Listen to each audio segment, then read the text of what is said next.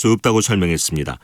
연초부터 시작된 쿠팡 등 온라인 유통업체와의 무한 경쟁도 이마트의 실적에 부담이 되고 있습니다. 건강기능식품과 가정간편식에 대한 관심이 더욱 높아진 것으로 나타났습니다. 농림축산식품부와 한국농촌경제연구원은 소셜 빅데이터를 이용해 올해 상반기 식품산업 주요 관심사항을 분석한 결과 건강기능식품과 가정간편식, 푸드테크 등 세 가지 검색어가 주요 포털 사이트에서 한 달 평균 1,000회 이상 가장 자주 검색됐습니다. 특히 건강기능식품과 가정간편식은 지난해부터 꾸준히 증가하는 추세를 보이고 있습니다. 가정용 전기요금에 누진세를 부과해 한전이 얻은 부당이익을 돌려달라며 소비자들이 낸 소송에서 법원이 한전의 손을 들어줬습니다. 서울중앙지법 민사 85단독은 오늘 김모 씨 등 60여 명이 한국전력을 상대로 낸 부당이득금 반환 소송에서 원고의 청구를 기각했습니다. 김 씨 등은 한전이 주택용 전기요금에만 누진세를 부과하는 것은 부당하다며 한전이 누진세로 얻은 이익의 일부를 돌려달라고 주장했지만 법원은 이를 받아들이지 않았습니다. 홍콩 주권 반환 22주년 기념일인 어제 벌어진 시위 과정에서 54명이 병원으로 이송됐고 이 중 3명이 심각한 것으로 전해졌습니다.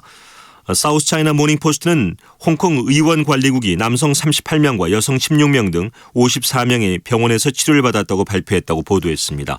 이번 시위는 비교적 평화적으로 진행됐지만 일부 시위대가 도로와 입법회 건물을 점거하는 과정에서 최루액 스프레이와 곤봉 등으로 시위를 해산시키려는 경찰과 충돌해 부상자가 나온 것으로 전해졌습니다. 스콧 모리슨 호주 총리가 북한 유학 중에 돌연 연락이 끊긴 알렉스 글리에 관한 소식을 듣지 못했다고 말했다고 AP통신이 보도했습니다. 날씨입니다. 오늘은 전국이 맑겠습니다. 내일 중부지방은 오후에 구름이 많이 끼겠고 경기 북부와 강원 영서에는 소나기가 오는 곳이 있겠습니다. 남부지방은 대체로 맑겠지만 제주도에는 5에서 20mm의 장맛비가 내릴 것으로 보입니다. 내일 아침 기온은 전국이 16도 등 21도에서 오늘과 비슷하겠습니다. 지금 서울지방의 기온은 29도, 습도는 47%입니다. 이성민이었습니다. KBS 제일라디오 5시 뉴스를 마치겠습니다. 5시 5분입니다. KBS.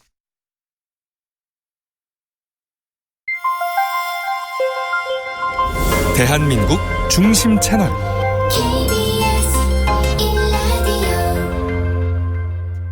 Listen, everyone.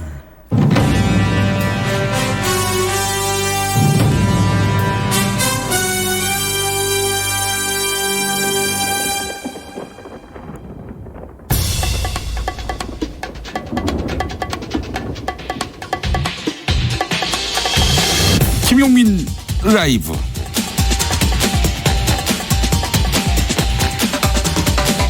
(2019년 7월 2일) 화요일입니다. 안녕하십니까, 김용민입니다.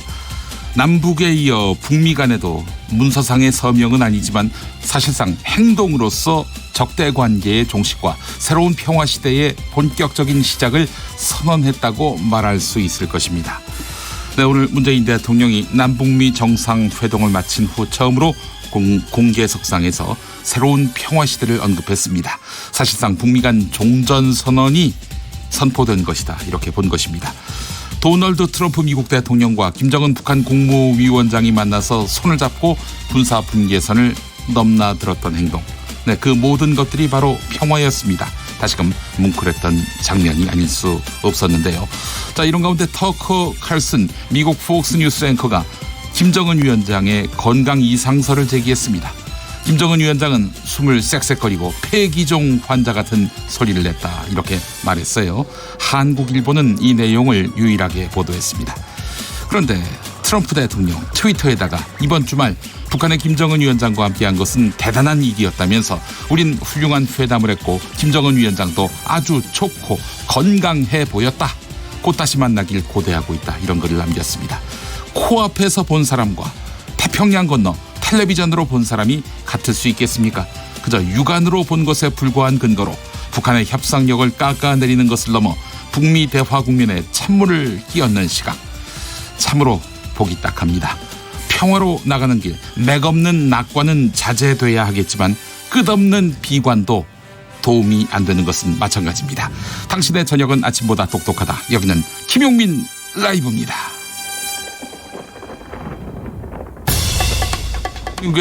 대한민국에서 가장 겸손한 스피커, 여러분은 지금 KBS 1라디오를 듣고 보고 계십니다. 영상으로도 함께 하고 계신데요. 유튜브 KBS 1라디오 계정 그리고 김용민 TV로 함께 하실 수가 있습니다.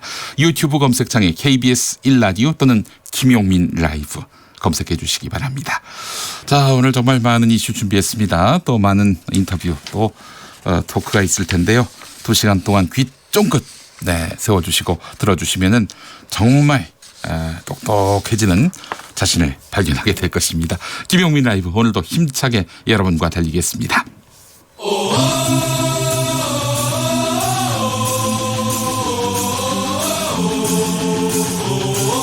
김용민 라이브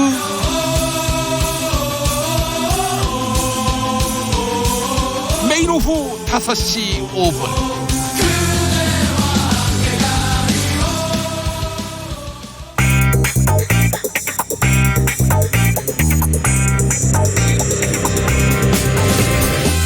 오늘 타임라인을 수놓은 말말말 김용민 라이브가 수집해서 들려드립니다.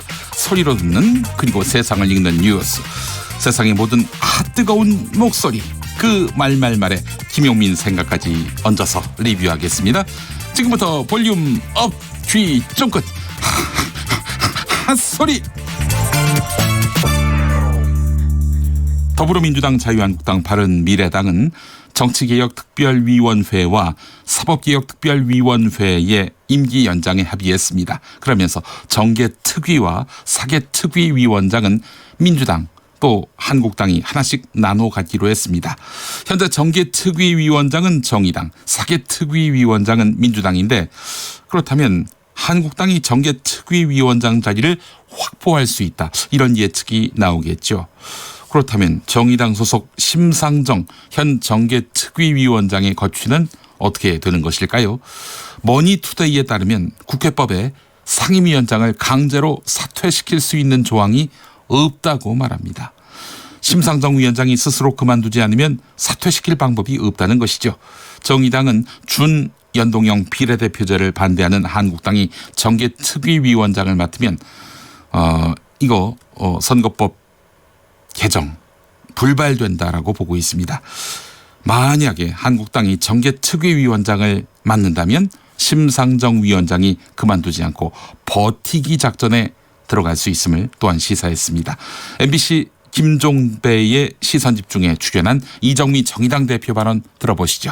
그 정개특위 위원장 같은 경우는 국회 본회의 열어서 의원들이 표결로 선출이 된 거잖아요, 절차가. 네네. 그러니까 만약에 심상정 위원장께서 나 사임 안 할래 하면은 사실은 국회법 절차상으로는 방법이 없는 거 아닌가요? 예, 그렇게는 되어 있다고 합니다. 심상정 위원장이 정개특위 위원장 자리를 내놓는 한이 있더라도 그 자리는 민주당이 맡아야지 한국당이 맡아서는 안 된다. 이런 입장으로 이해를 하면 되는 겁니까? 네, 그렇습니다. 어제 이제 정의당이 아주 강력히 반발을 했는데 민주당이 의원총회를 열어서 정개특위 위원장을 민주당 의원이 맡는 것으로 결론을 내리면 그럼 일단 네. 그 상황에서 중간 가름을 하고 수용을 할 의사는 있다 이렇게 이해를 해도 되겠습니까? 예, 중요한 것은 8월 말 그 정개특위 시한 내에 네. 이것을 처리하는 것입니다. 김용민 라이브. 일본 정부가 한국 대법원의 강제징용 손해배상 판결과 관련해 한국에 대한 경제 보복에 나섰습니다. 반도체 소재의 수출 규제, 이게 경제 보복의 유체인데요. 일본 기업들 사이에서 불만의 목소리가 나오고 있다고 니혼게이자이 신문이 보도했습니다. 아니, 한국에 대한 규제인데 왜 일본 기업들이 불만의 목소리를 내놓고 있을까? 요컨대 일본의 반도체 제조장치 제조사에게 한국은 큰 단골 손님이란 것입니다. 한국에서 제조된 반도체를 수입하고 있는 일본 기업들도 적지 않다, 이런 논리인데요. 한마디로 이번 경제 보복으로 한국만 손해보는 게 아니라 일본도 손해본다는 이야기입니다. 이런 가운데 일본 게이센여 학원대 이영채 교수는 일본의 제재가 7월 선거를 앞둔 일본의 정치적 제스처일 가능성이 있다, 이렇게 말했습니다. TBS 김호준의 뉴스공장 인터뷰입니다. 일본 기업들이 손해를 보면서까지 이렇게 규제 조치를 왜 할 필요가 있는가, 그리고 왜 지금 타이밍인가, 이런 논의를 했는데 당장 규제가 된 건 아니다. 위협은 하되, 그렇지만 이번 7월 선거까지 아베 정권은 무언가를 보여줘야 돼요. 특히 연금 문제라든지 국내에 아주 나쁜 이슈도 있고 해서 선거용으로 일단 뭔가 모습을 보여주는데, 일본 기업의 희생 문제도 있겠지만 보수 결집, 특히 아베 수상의 지지표를 결집을 해서 이슈 전환을 하려고 하는 게 이번 규제 조치의 목적인 것 같고, 그래서 선거 끝날 때까지는 조금 감정적으로 대응하지 않고 상황을 보는 게 좀 좋을 것 같다는 생각이 들거든요. 장정욱 일본 마스야마대 교수는 일본의 경제 보복에 대한 우리의 대응에 대해서 세계무역기구 즉 WTO 제소는 결과를 알 수 없기 때문에 시민단체들이 나서야 한다. 정부가 나서지 말고 시민단체들이 나서야 한다. 이렇게 말했습니다. CBS 김현정의 뉴스쇼에서 일단 자동차 산업에 대해서 압력을 넣는 형식으로 분위기를 조성하는 것이 필요하지 않을까 이렇게 생각한다라고 말했습니다. 시민들이 일본 자동차 불매 운동에 나서라 이런 이야기로 풀이할 수 있겠습니다. 장 교수는 자동차 산업이 전체적으로 파워를 가지고 있다면서 시민단체들이 일본 자동차 불매 운동을 한다든지 하면 일본 정부도 제재를 지속할 수 없다 이렇게 말했습니다. 그 부분 들어보시죠. 한국도 마찬가지로 일본에 아마 한국이 대응 조치를 할 것이라고 이미 자기들은 짐작하고 준비를 하고 있다고 생각하고 있고요. 저는 거기에 맞추어서 불필요한 제재 조치라든지 대응 조치에 의해서는 정부가 할 것이 아니고 시민단체가 나서는 게 좋습니다. 아, 왜요? 일본이 또 그걸 튀기를 들고 나설 건데 한국 정부에 대해서 이건 악화될 수 있기 때문에 시민단체가 중심이 되어서 예를 들어서 일본 차를 더 이상 사용하지 맙시다든지. 불매운동 같은 거? 네, 불매운동 한다든지 시민단체 하면 일본 정부도 이야기를 할 수가 없습니다. 그러네요. 자동차 산업이 정치적으로 파워를 가지고 있기 때문에. 자동차. 김용민 라이브. 3차 북미 정상회담 이후 한반도 정세 짚어보겠습니다. 민주평화당 박지원 전 대표는 김정은 북한 국무위원장이 약속한 대로 영변 핵 플러스 알파 즉 대륙간 탄도미사일까지 제거한다고 하면 미국에게 굉장히 큰 이익이 될 것이다 이렇게 말했습니다. 이렇게 되면 개성공단과 금강산 관광이 재개되고 북한의 원유 수입도 되고 김정은 위원장이 9월 유엔 총회에 나가고 남북미 중국까지 포함한 평화협정이 체결될 것이라고 전망했습니다. 박지원 전 대표가 YTN 김호성의 출발 새아침에 출연해서 한 말인데요. 한편 판문점 북미 정상회동과 트럼프 대통령의 깜짝 방북까지 가장 먼저 예상했던 정세현 전 통일부 장관은 차기 북미 정상회담이 8월 중순 미국 워싱턴에서 열릴 가능성을 제기했습니다. 비무장지대 번개를 예상한 이석현 더불어민주당 의원의 경우 내년 1월 하순 싱가포르 개최 가능성을 거론했습니다. 네, 여러분은 언제로 예상하십니까? 다음 북미 정상회담 말이죠. 샵 9730 짧은 문자 50원 긴 문자 100원으로 예측해 주시기 바라겠습니다. 박지원 전 대표 YTN 인터뷰 들어보시죠. 북한에서 김정은 위원장이 약속한 대로 영변 폐기 플러스 알파 즉 ICBM 폐기를 해준다고 하면은 이건 미국에게 굉장히 큰 의미가 있어요. 네네. 이 본토를 공격할 수 있는 방법이 제거되는 것 아니겠습니까? 예. 이렇게 됐을 때 북한이 원하는 금강산 관광 개성공단이 재개될 것이고 플러스해서 원유 수입 제한도 풀어주지 않을까. 여기까지는 저는 잘 나가리라고 보고 네네. 여기까지 나가면은 최소한 9월경에는 유엔 총회장에 김정은 위원장이 나가서 연설을 하고 또 북미 정상회담, 남북미 정상회담, 나중에는 중국까지 합쳐가지고 4개국 정상이 평화협정까지 이르지 않을까 그런 일정을 가지고 나가리라고 저는 봅니다. 박주민 더불어민주당 최고위원은 북미 정상이 판문점에서 전화 통화만 할 것이라고 예측했던 강효상 자유한국당 의원을 향해서 직격탄을 날렸습니다.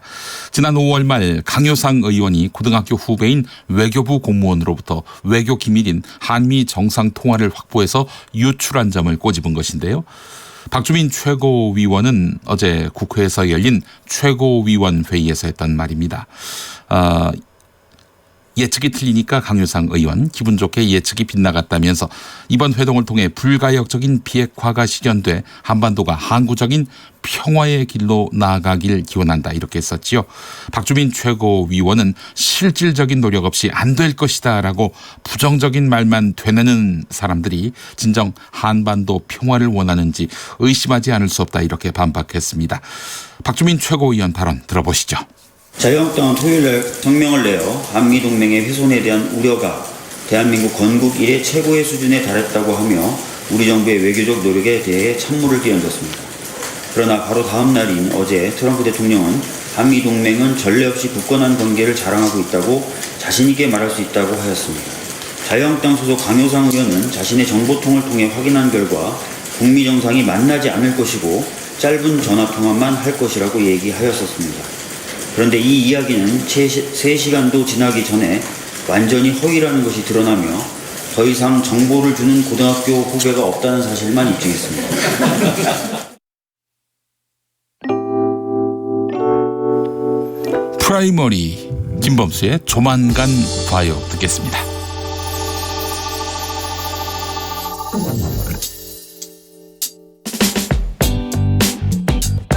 너무 조급해 보이면 안 돼.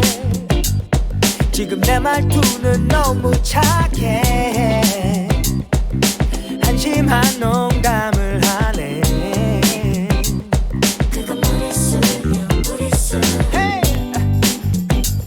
어색한 침묵을 깨려다 보면 자꾸 말이 너와 겹치게 돼. 우리가 잘 될 확률은 정말 늦을 수야. 너무 젠틀한 lady.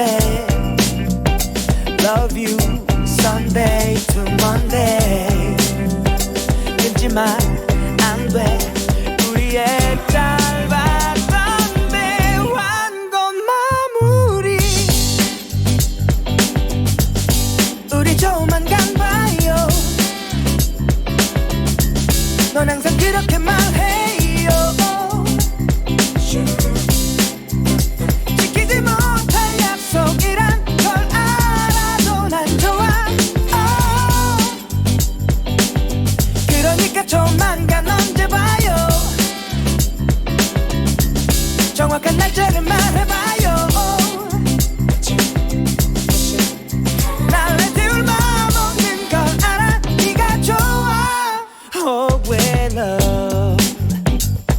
날아갈 듯 떠 있다가 박은수님 9월 전 북미 정상회담이 있을 것 같습니다. 9월 전이면 내일도 되는 거 아닙니까? 9월 전인데. 예. 내일은 아니겠죠. 자, 9월 전이라고 하면 아마 9월 넘어서 이루어지지 않겠는가. 9월 전이면 8월인 건가요? 예. 그래요. 음력 8월은 아니겠죠. 예. 자, 김선미님 음력 8월 15일 무렵이요. 한가위니까 모두 모여야죠. 예, 그래요. 2380번 쓰시는 분 빠르면 빠를수록 좋을 것 같습니다. 그렇죠. 너무 늘어지면은 길어지면은 또 딴 생각을 먹을 수 있기 때문에 예, 기억이 남아 있을 때 서로에 대한 호의가 남아 있을 때 빨리 만나는 것이 좋겠다 이런 말씀인 것 같습니다. 김지일님 아유 근데 2020 총선 사전 투표일 하루 전날이었으면 좋겠다. 그때까지요? 예, 내년 4월인데. 예. 자, 9539번 쓰시는 분. 북미 회담 실무자들이 잘 준비한다면 저는 9월 13일쯤 추석 회담 예상합니다. 좋은 소식으로 한민족에게 큰 기쁨이 있기를 바라봅니다. 라고 말씀하셨어요. 예.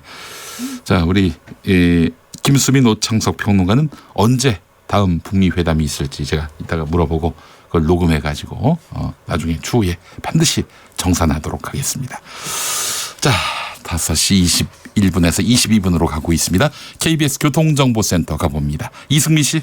네, 이 시각 교통 상황입니다. 본격적인 퇴근 정체 시작은 아니지만 통행량이 빠르게 늘고 있습니다. 서해안고속도로 서울 방향인데요. 발안에서 화성휴게소 부근까지나 매송에서 용담터널까지 서서울 요금소에서 조남까지 정체되고요. 일직분기점에서 금천까지도 막힙니다.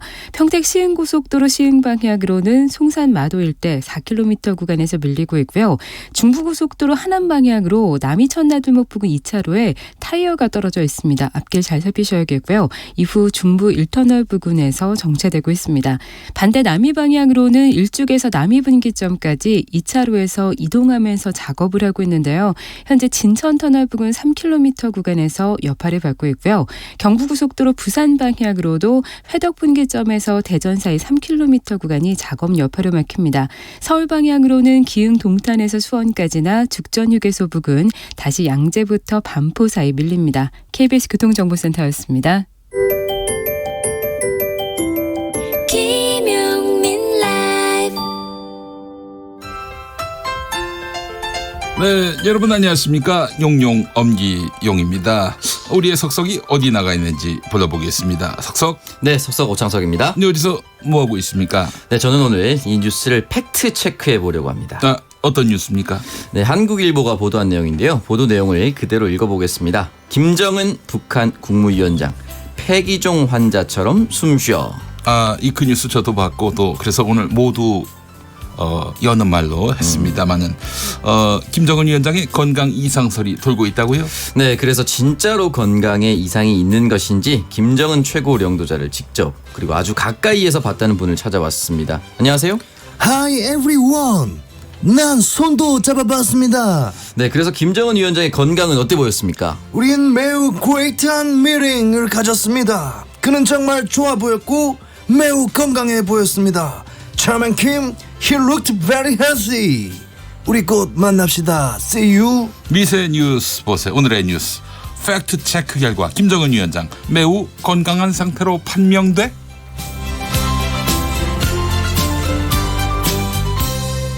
당신은 사랑받기 위해 위해 태어난 사람 당신의 삶 속에서 그 사랑 받고 있지요. 구슬퍼요.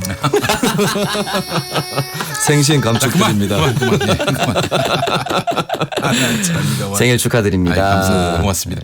기왕이면 전국 방송인 6시 5분 때 네. 이거 해주시지. 서울과 일부 지역만 방송되는. 전국으로 알리기 좀 부끄러워가지고. 아, 그래요? 네, 이만하면 되지 않나 싶어요.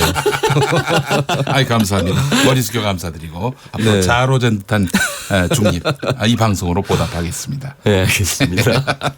Happy birthday to you. I am a boy. 네.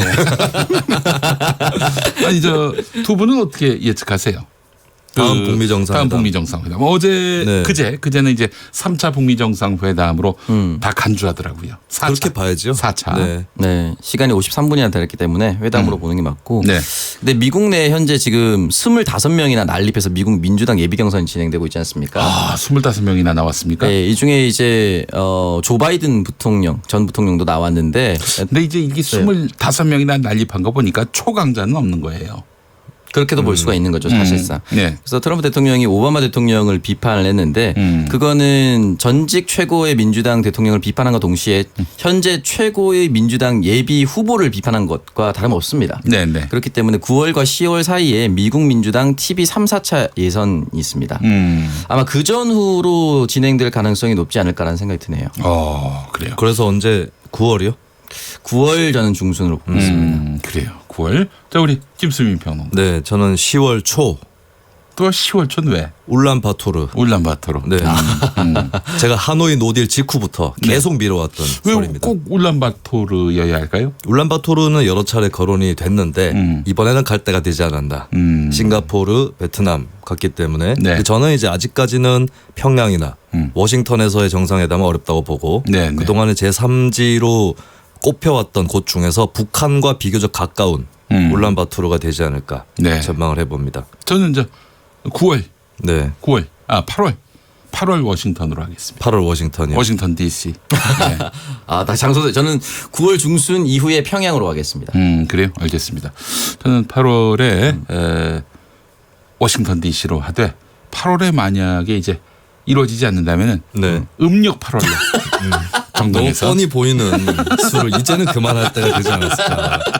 그리고 이제 9월에 워싱턴 DC에서 만나는 걸로. 정세현 전 장관은 8월 워싱턴 예견했고요. 박지원 의원은 9월 뉴욕 유엔 총회로 예언을 했고 이석현 의원은 좀 늦게 내년 1월 싱가포르 이렇게 예언을 했습니다. 네, 알겠습니다. 자, 그래요. 우리 애청자분들이 보내주신 글을 보게 되면은 김용민 라이브 곧 2차 공개 방송. 그게 더 관심사셨군요. 몰랐습니다, 제가. 그래요. 알겠습니다. 8.15에 맞춰서 평양에서 있을 것이다. 6726번 쓰시는 분 그런 말씀하셨고 5374번 쓰시는 분 9월 25일 제주에서 만납니다. 이런 말씀하셨고 예, 그래요. 뭐 하여튼 백가쟁명식 전망이 나오고 있습니다. 예, 알겠습니다. 자, 지금 미국과 북한 이제 결국 트럼프 대통령이 2주 후에 이제 실무 협상이 재개될 것이다 이렇게 밝혔는데 과연 테이블 위에 무엇이 올라가게 될 것인가? 맛 교환할 모든 것들을 다 올려놓고 대화하지 않겠어요? 그 무언가를 주고 무언가를 또 받고 그렇게 할 텐데 어떤 것들이 그 테이블 위에 올라간다고 보세요? 김수빈 평론가. 일단은 체제 보장으로 북한의 요구사항이 옮겨갔기 때문에 체제 보장에 관련된 안이 나오지 않을까 그렇게 전망이 됩니다. 네네. 경제 제재 같은 경우는 북한에 대해서 미국 측에서는 굉장히 풀어주기 싫어하는 그런 거의 뭐 종교와도 같은 그런 것이 되어버려서 네네. 체제 보장이 조금 더 먼저 나오지 않을까 무난하게 전망을 해봅니다. 네, 알겠습니다. 체제 보장이면 이제 트럼프 대통령이 결단을 내리면은 또 줄 수 있는 선물 아니겠어요? 그렇죠. 뭐 사실 제재 해제 같은 경우에는 미국의 민주당을 또 설득해야 될 텐데 사실 김정은 위원장보다도 민주당 설득하기가 더 어려워요. 지금 트럼프 대통령 입장에서는. 그렇기 때문에 현재로서는 체제 안전 보장. 이게 뭐 사실 뭐 영구적인 체제 안전 보장이란 거는 불가능한 얘기 아니에요. 그러니까 본인 때에는 북한을 더 이상 뭐 침략할 마음이 없다. 뭐 침공할 마음이 없다. 군사적으로 압박할 마음이 없다. 뭐 이런 것들을 표명하는 정도인데 그것도 있겠지만은 또 이런 생각도 들더라고요. 그 연락사무소 수교로 가기 전 단계인데 이 정도 합의는 또 트럼프 대통령이 재량권 안에 있단 말이죠. 그렇게까지 합의가 된다면은 이건 뭐 북한으로서는 뭐 이제 확실한 체제 안전으로서 이해할 수 있는 여지가 있는 것이고 예, 그렇게 간다. 김수민 평론가. 저도 예측할 수 있는 걸 예측하셨어요. 네. 용케도 그걸 같이 예측을 하시네요. 다른 사람들이 하는 것을 꼭 빠뜨리고 가시지 않나 걱정을 했는데 네, 저희의 걱정이 기우에 그쳤습니다. 자, 읽게 오셔서 감사하고 오창석 평론가 오늘 문재인 대통령이 이건 뭐 사실상 종전선언의 다름 아니다. 이렇게 또 평가를 했어요. 네, 판문점 회동을 마친 후에 첫 공개 석상이죠. 청와대 국무회의 모두 발언에서 이런 말을 남겼는데 그 원문 그대로 말씀드리면 남북에 이어서 북미 간에도 문서상 서명은 아니지만 사실상 행동으로 적대 관계 종식과 새로운 평화 시대의 본격적인 시작을 선언했다고 말할 수 있을 것입니다. 라고 이야기를 남겼습니다. 여기에 대해서 뭐 적대 관계 종식 이것이 사실상의 종전 선언이다. 종전 회담이었다라고 평가하는 사람들이 많고요. 이에 이어서 사실 이제 북한과 미국의 공식적인 합의 또는 문서로화하는 것만 남았다라고 볼 수가 있습니다. 실질적으로 남북은 두 번의 정상회담을 가졌고요. 9.19 군사합의로 사실상의 종전선언 그리고 양국 간의 불가침 선언을 이미 했습니다. 그렇다면 이제 북한과 미국과의 그러한 관계와 공식적인 문서를 남기는 것만 남았죠. 알겠습니다. 문 대통령의 이런 인식에 대해서 뭐 야당은 동의를 안 할 것이 분명해 보이는데 말이죠. 뭐 또 우리가 모르는 무언가의 정보를 대통령이 갖고 있는 게 아닌가. 그렇기 때문에 이건 뭐 종전선언으로 봐도 무리는 아니다라고 판단한 것은 아닌지 싶은데. 네, 그 사실 정치적인 행위가 경마장식 보도, 경마장식 중계로 이어가서는 안 됩니다. 그 상황에서 합의를 하는 과정에서 달라지는 부분도 있고 새로운 변수가 떠오르고 있기 때문에 최종적인 목표는 가지고 있되 그 과정 내에서의 조율하는 과정 그 순간에 뭐라고 해야 되죠? 침묵도 굉장히 중요한 부분이라고 저는 생각을 합니다. 다만 밝혔던 부분에 있어서 개성공단을 트럼프 대통령에게 직접 언급했다라고 얘기를 남겼습니다. 이런 부분이 굉장히 전향적으로 볼 수 있다고 봅니다. 개성공단 체계 이거에 대해서 미국과 합의를 본다면은 이것만 해도 큰 진전 아니겠어요? 그렇죠. 그런 결론이 나오게 될지 한번 지켜보겠습니다. 하슈님 북미 회담과 또한 북한에서 김용민 라이브 방송하는 때도 그려봅니다. 생각이 모아지면 사실이 된다는 것을 일깨워주는 요즘입니다. 김용민 라이브. 네. 김용민 라이브를 북한에서 하게 되면 남한 쪽은 제가 맞는 건가요? 아니죠. 북한도 동시 방송으로. 네네. 남한과 함께. 전파 그냥 끊어버리고 자체적으로 따로. 아니, 역시 탐탐 노리고 있습니다. 예. 이제 김수민 씨로부터 이 체제 안전 보장 이 확약을 받아야겠어요. 네. 알겠습니다. 자, 북한 김혁철 대미 특별대표와 관련한 보도가 나왔네요. 네, 그렇습니다. 일본 외교 소식통을 통해서 흘러나온 소식인데요. 북한의 김혁철은 생존하고 있다라는 것이고요. 그리고 문책을 받긴 했지만 그 계기가 하노이 회담 결렬이 아니라 스페인 대사관 피격이다라는 것입니다. 왜냐하면 이 김혁철 북한 대미 특별대표의 경우는 2014년에 스페인 대사로 부임을 했었고요. 2017년 9월까지 스페인 주재 북한 대사를 지냈습니다. 네네. 그리고 이제 9월에 북한 핵실험이 있었기 때문에 그때 스페인 정부가 평양으로 추방을 했었던 것이죠. 이후에는 이제 후임자 없는 상황인데 예, 그 이후에 비어 있는 북한 대사관이 습격을 당하는 그런 사건이 최근에 일어나면서 이것 때문에 문책을 받았던 것이다라고 이 외교 소식통이 전했습니다. 아니 근데 쫓겨난 후에 벌어진 습격 아니에요. 네. 근데 그걸 왜 김혁철한테 책임을 묻습니까? 그래도 마지막까지 근무를 했던 사람이니까 뭐 책임을 묻겠다라고 하는 그 정도의 소식이 전해지고 있는 거죠. 이것이 일본 언론의 보도군요. 네, 그렇습니다. 네. 그렇다면 김혁철은 총살된 것이 아니라 생존하고 있다. 네, 그렇죠. 근신 조치를 받고 있다고 봐야 되는 건데 문책? 문책의 범위가 어느 정도까지인지 이제 파악이 잘 되고 있지는 않습니다만은 여하간 총살은 아니었다. 이 보도에 따르면 생존해 있다라는 것이죠. 그럼 조선일보가 보도했던 김혁철 총살, 김영철 숙청, 그리고 김여정 근신. 이 모두가 다 허위 보도로 판명이 됐군요. 그렇죠. 예. 그래요. 이쯤 되면은 조선일보가 뭐 좀 입장 표명을 해야 되는 거 아닌가 싶은데 말이죠. 이거 뭐 아직 일본 외교 소식통의 발언이기 때문에 확인된 것은 아니다. 이렇게 뭐 또 이야기를 한다면 할 말은 없겠습니다만은 그래요. 본인들이 그렇게 보도를 해놓고 조만간 만약에 진짜 공식 석상의 모습을 드러내면 사과를 할까요? 뭐 저기 현송월 총살 건도 사과를 아직 안 했어요. 그렇습니다. 심지어 기사 삭제도 굉장히 늦춘 것으로 알고 있고요. 예. 지금도 기사 삭제 안 한 걸로 알고 있어요. 네, 알겠습니다. 자, 오창석 평론가, 일본의 수출 규제 조치와 관련된 뉴스 소개해 주시죠. 네, 일본 경제산업성이 한국으로의 수출 관리 규정을 개정해서 스마트폰 및 TV에 사용되는 반도체 등 제조 과정이 필요한 세계 품목의 수출 규제를 강화한다라고 발표를 했습니다. 네. 우리나라에 수출을 하는 것을 더 어렵게 만든 것이죠. 네. 여기에 대해서 강제징용 판결에 대한 보복 조치가 아니다. 라고 얘기를 하면서도 양국 간의 신뢰관계가 현재 훼손됐기 때문이다라는 입장을 밝히기도 했습니다. 결국은 사실상 이제 보복 조치나 다름없는 내용이 되어버린 것인데요. 현재 우리나라는 이제 경제 보복 조치로 규정을 하고 향후 WTO 제소 및 그리고 국제법과 국내법에 의거해서 필요한 대응 조치를 취해 나갈 것이다라고 이야기를 했습니다. 근데 재미있는 것은 이 수출 규제가 강화되면서 일본 기업들이 울상을 짓고 있고 정부에 대한 항의도 내고 있다라고 합니다. 사실은 한국이 굉장히 좋은 고객인데 그걸 잃게 됐다. 큰 고객이기도 하면서 또한 또 지금 한국 내에서 일본 제품 사지 말자. 이런 움직임까지 꿈틀거리고 있어요. 네. 그래서 이거 지금 일본이 그 오판을 하고 있는 것이 아닌가 하는 생각도 들고 말이죠. 네. 아니, 이건 사실 우리 사법부의 결정인데 이거에 대해서 무역보복으로 나온다면은 어느 국민이 이걸 납득할 수 있겠어요?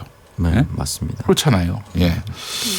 산업성이 이렇게 발표를 하긴 했지만 일본 정부가 한국을 우대 대상인 그 백색 국가, 화이트 국가에서 제외하면 90일가량 걸리는 당국의 승인 절차를 거쳐야 한다라고 합니다. 그러니까 1일부터 바로 시작된 것은 아니고요. 아직도 추후 과정이 또 걸릴 것으로 보입니다. 네, 알겠습니다. 그 언론들도 말이죠. 뭐 한국의 급소를 찔렀다. 뭐 이런 식의 아픈 곳을 찔렀다 이렇게 보도를 하더라고요. 일본이 한국에 대해서 이게 조선일보, 중앙일보의 오늘 자, 일면 제목인데 한국 신문이 네. 대한민국 신문이 맞는지 궁금합니다. 이게 거꾸로 일본 신문들이 일본 기업 반응을 소개하고 있는데 반대 현상이 일어나고 있어요. 니혼게이자이, 요미우리, 마이니치 등등에서 일본 기업들의 반응을 기사화했는데요. 스텔라 케미화라고 해서 한국에 에칭가스를 제조해서 수출하는 업체가 있습니다. 이 업체는 주가가 전주 종가에 비해서 2.3% 하락을 했고요. 그리고 한 가전회사는 한국에서 메모리 공급이 정체되면 애플의 아이폰 생산이 줄어들 것이고 그래서 우리 회사의 부품 공급에도 영향이 미칠 가능성이 있다라고 걱정을 했다고 합니다. 그리고 이제 G20도 얼마 전에 했지만 일본이 그동안에 자유무역주의라는 것을 계속 주창을 해오지 않았습니까? 마이니치 신문은 이를 두고 한국에 대한 경제 보복이 이제 자유무역주의 역행이다라고 지적을 했고요. 그리고 후쿠나가 유카 와세다대 국제법 교수는 WTO 협정 위반 의심을 받을 만한 애매한 조치다라고 일단 지적을 했습니다. 조선일보 기사 제목 정확하게 한국 산업 급소 찌른 일본의 보복. 중앙일보 제목은 아베 한국 경제 아픈 곳 때렸다. 대한민국 신문 일면 제목인지 의아하네요. 아픈 곳을 때렸는데 그 때린 주먹이 자신 스스로 아파하는 서로 아픈 그런 게 아닐까 싶어요. 알겠습니다. 뭐 일본 회사도 안 좋겠지만 반대로 한국 중소기업이 이제 성장할 기회를 맞았다라는 기사도 있었습니다. 그래요. 알겠습니다. 자립 경제를 하는 것이죠. 일본의 수출 보복 조치 관련해서 자세한 내용 2부 속 인터뷰 시간에 들어보겠습니다. 호사카 유지 세종대 교수 정철진 경제평론가의 평론이 예상됩니다. 지금 들으시는 평론은 조금 저렴한 평론이니까 너무 세게 듣지 마시고. 저렴한 전식이라고 얘기하는 게 전식타이잖아. 엔트리라고 하죠. 이제 저렴한 이유는 저기 돈가스 나오기 전에 저기 습이 나오잖아요. 습 같은 평론으로 이해를 해주시면 좋겠어요. 숲을 무시하십니까? 미워합니까? 미워합니다. 알겠습니다. 이 농담이었고 여러분 농담이었습니다. 자. 일본 기업들 반응까지 살펴봤고요. 자, 오창석 평론가 다음 소식은 뭡니까? 네, 필리핀 여성들을 위장 입국시켜서 가사 도우미로 불법 고용한 혐의로 기소된 조연아 전 대한항공 부사장 모녀에 대해서 법원이 징역형의 집행유예를 선고를 했습니다. 근데 이게 당초 예상보다 훨씬 더 높아진 형량인데요. 이유는 검찰이 애초에 벌금 1,500만 원과 벌금 3,000만 원 각각 형을 선고했는데 징역형으로 올라갔다는 것 자체가 법원에서 이 문제를 훨씬 더 엄중히 바라봤다라고 볼 수 있는 것입니다. 조 전 부사장에게는 징역 1년, 집행유예 2년, 벌금 2천만 원을 선고했고요. 이명희 전 이루재단 이사장에 대해서는 징역 1년 6개월에 집행유예 3년 그리고 160시간의 사회봉사 명령이 내려졌습니다. 법원은 검찰이 구형한 벌금형은 비난 가능성에 상응하는 형벌이라 보기 어렵다라고 하면서 더 높게 형량을 올린 거에 대한 이야기를 남겼습니다. 인간에 대한 기본적인 배려. 이것이 없는 분이 기업을 운영한다. 노동자를 뭐 말하자면은 고용해서 그들의 인생을 책임진다. 이 어불성설이죠. 네, 맞습니다. 아, 그래요. 참 대단한 분들입니다. 조연아 씨 모녀. 참. 자, 정치권 뉴스로 이어가 보겠습니다. 김수민 평론가. 네, 바른미래당, 민주평화당, 정의당 이 야 3당이 더불어민주당을 향해서 정개특위 정치개혁특별위원회 활동 시한 종료 전에 패스트트랙 안건으로 지정돼 있는 선거제 개혁 법안을 처리하라고 촉구를 했습니다. 손학규 바른미래당 대표, 정동영 평화당 대표, 이정희 정의당 대표가 오늘 오전에 국회 정론관에서 기자회견을 열었는데요. 이들은 민주당의 그 자유한국당과의 합의에 대해서 정치개혁 논의의 주도권이 반개혁 세력인 한국당에 넘어간다면 선거제 개혁은 한순간의 물거품으로 사라지고 말 것이라고 주장을 했습니다.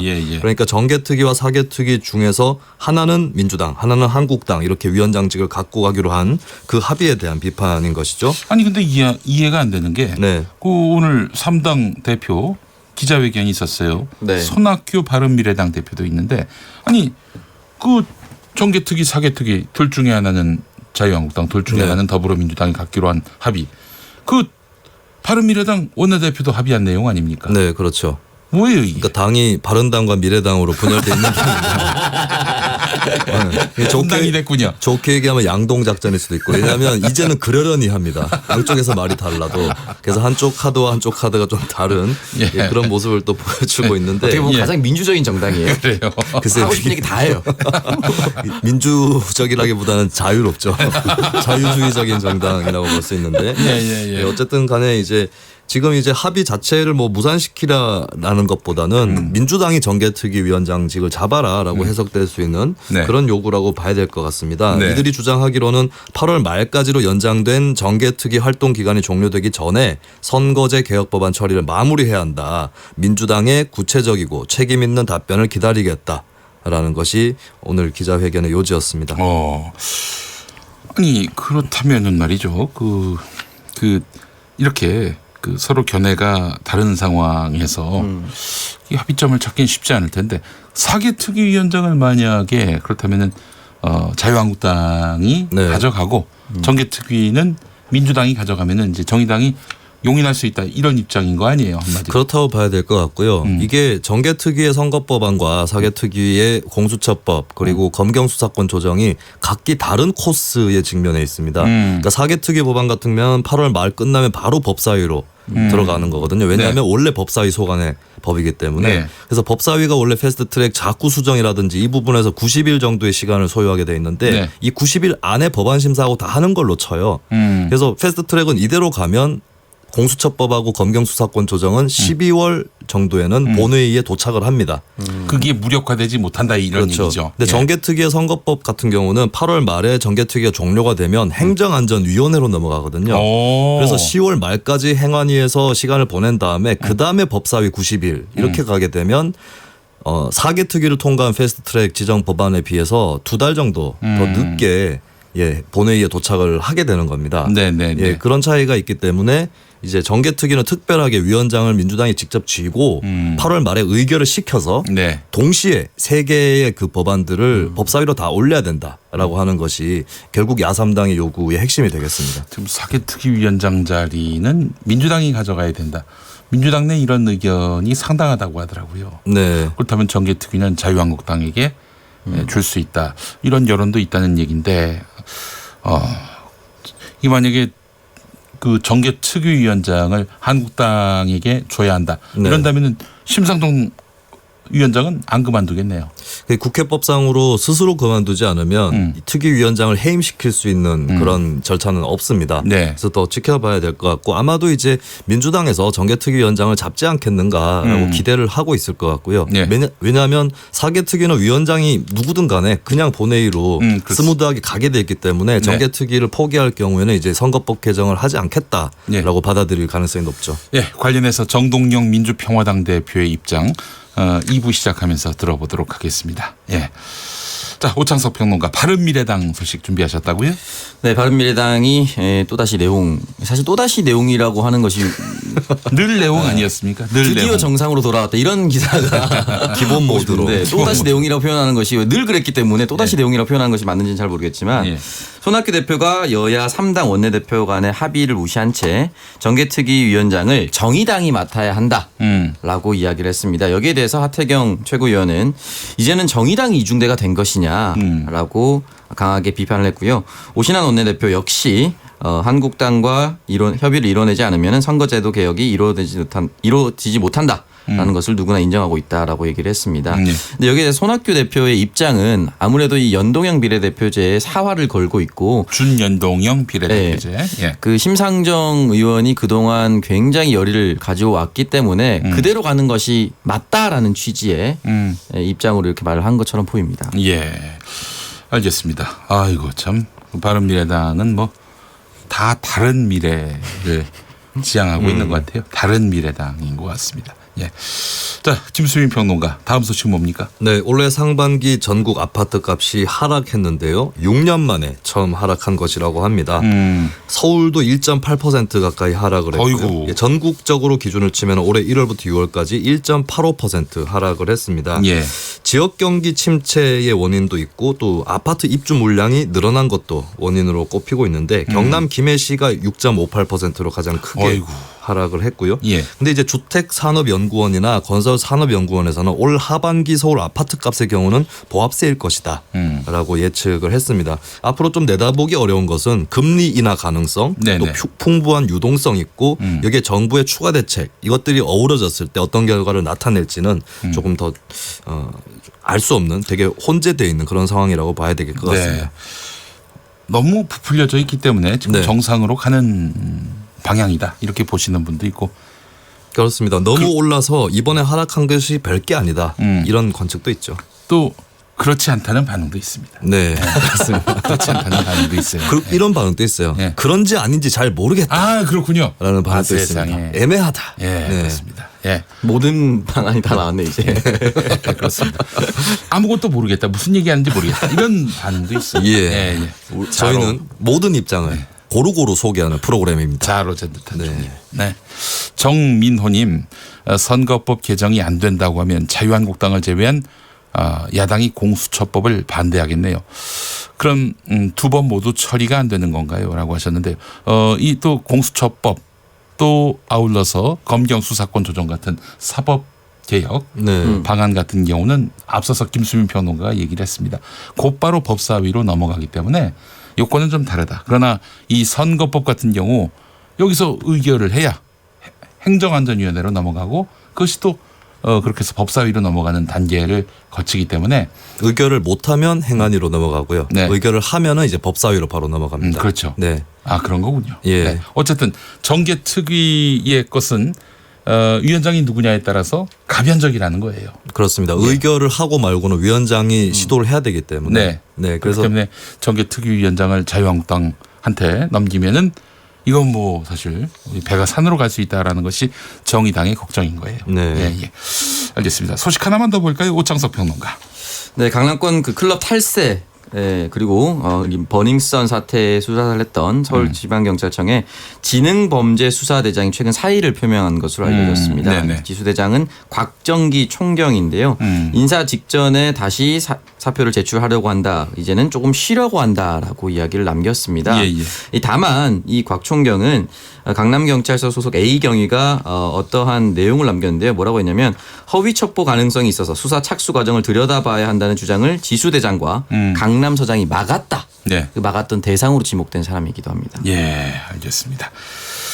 자, 오늘은 좀 일찍 끝나는 날입니다. 자, 김수민 평론가 민의 한 수로 갑시다. 네, 일본의 경제 보복 조치를 보면서 트럼프 대통령 연상을 많이 하셨을 것 같습니다. 일본은 트럼프 카드를 거두어 들여라. 그냥 화투를 쳐라. 트럼프 카드가 아니라 화투. 알겠습니다. 자, 오창석 평론가의 석의 한 수. 네, 오늘 한진일가 처벌에 대한 내용이 나왔는데요. 한진일가는 대한항공을 통해 난민을 허하라. 대한항공을 통해서. 알겠습니다. 자, 김수민 시사평론가, 오창석 시사평론가와 함께한 미세 뉴스봇에 함께하셨습니다. 두 분 수고 많이 하셨습니다. 고맙습니다. 네, 계속해서 오디오 파노라마로 이어갑니다. 김용민 라이브 오디오 파노라마. 더불어민주당의 전신 새정치민주연합의 원내대표를 지낸 박영선 현 중소벤처기업부 장관, 나경원 자유한국당 원내대표를 예방한 자리. 우리 박 장관님 축하드립니다. 국회에서 항상 당당한 목소리 내셨던 것이 항상 우리한테 많이 기억이 됩니다. 저 정부 내에서 당당한 목소리 내셔서 최저임금 동결 또는 동결 수준을 우리 내년에 이끌어내면 어떨까 이런 생각해봤습니다. 여당을 까면서도 박영선 장관을 띄우는 일석이조의 발언. 그런데 박영선 장관 엉뚱한 답변을 이어가는데 야당 원내대표 하시기가 쉽지 않으시죠? 우리 벌써 지금 생각해보면 이제 5년 전 일인데요. 제가 2014년에 했으니까. 근데 제가 돌이켜보면 이 야당 원내대표가 참 쉽지 않은 자리인데 지속적인 어떤 비판 그것이 꼭 승리로 연결되는 것 같지는 않습니다. 비판을 하실 땐 하시되 또 잘하는 거는 잘한다라고 말씀도 해주시면 좀 더 훌륭한 원내대표님이 되시지 않을까. 야당 원내대표를 만난 전 야당 원내대표. 갑자기 옛 생각이 나신 듯. 옛 생각이란 2014년 원내대표 당선 때 정부 여당이 바른 길을 가면 적극 협조하겠지만 그렇지 못하면 국민을 대신해서 단호하게 견제하고 감시할 것입니다. 그때는 세월호 참사 직후 박영선 대표, 박근혜 대통령이 세월호 참사 진상규명을 위한 특별법을 약속한 점을 들어 대통령이 약속한 특별법 통과 지키셔야 합니다. 대통령의 말씀이 늘 거짓이 되면 어떻게 국정 운영을 할 수가 있겠습니까? 돈이 많이 든다고 세월호 참사 진상규명에 주저했던 박근혜 정권. 도대체 인간이 먼저입니까? 돈이 먼저입니까? 억울하게 죽어간 아이들의 넋을 위로해 주십시오. 하지만 세월호 진상규명과 관련해 사실상 여당인 새누리당의 요구를 수용하고 유가족으로부터 질타를 당한 박영선 대표. 당내 불만은 누적되고 마침내 보수 인사인 이상돈 서울대 명예교수 등을 당 비상대책위원장으로 모시려 하자 불난데 기름 뿌린 효과. 정청래, 유승희 의원은 원내대표 사퇴하라고 압박. 박영선 대표의 그 머릿속을 이해할 수 없습니다. 그리고 만약에 자진 사퇴를 안 할 경우에는 우리가 공동 대응을 할 수밖에 없다.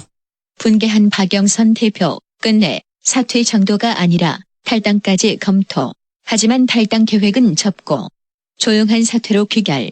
이런 편을 남기며 그동안 저의 잘못에 분노한 분들은 저에게 돌을 던지십시오. 그 돌을 제가 맞겠습니다. 당내 의원들로부터 질타를 받은 박영선. 그 돌을 제가 맞겠습니다. 얼마 전 똑같이 당내 의원들로부터 질타를 받은 나경원 현 야당 대표도 몸 낮췄을까? 결국 의총에서 부결시키는 것이 의원님들께서 저에게 더 큰 권한을 주셨다고 생각을 하고요. 저에게 더 큰 권한을 주셨다고 생각을 하고요. 결국 멘탈갑은 나경원 대표?